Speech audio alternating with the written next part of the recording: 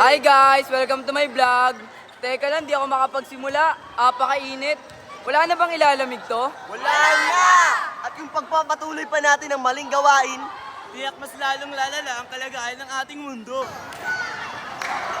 Kaya naman, this is Lance. Dito sa video na to, malalaman natin ang isang bagay na nakaka-apekto sa ating lahat, climate change. Pero bago ang lahat ng yon, ano nga ba ang climate change? Ang climate change ay ang pagmatagalang pagbabago ng klima sa ating mundo. Ngayon, sa video na to, malalaman natin ang kahalagahan ng climate change at climate action dito sa mundo natin para sa ating mga tao. Tara, alamin natin kung bakit mahalaga ito. At ang mga kailangan natin gawin para sa mga sakunang ito. Grabe! Ingat ngayon. Oo, tapos hindi lang yun. May malalakas na ulit at baha din.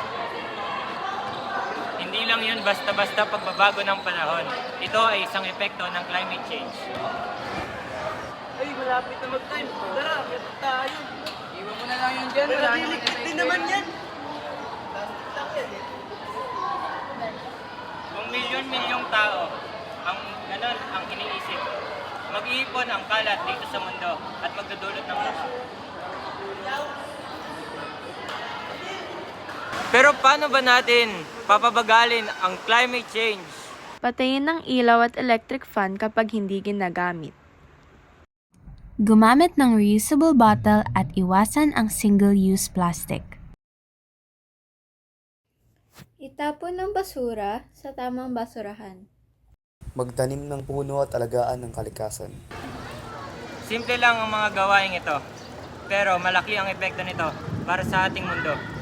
Ang climate action ay hindi lamang responsable ng gobyerno o mga sayentista, kundi sa ating mga mamamayan din.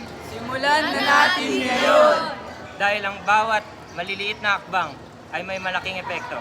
Sama-sama natin gawin ito para sa ating kapaligiran. Maraming salamat sa panonood.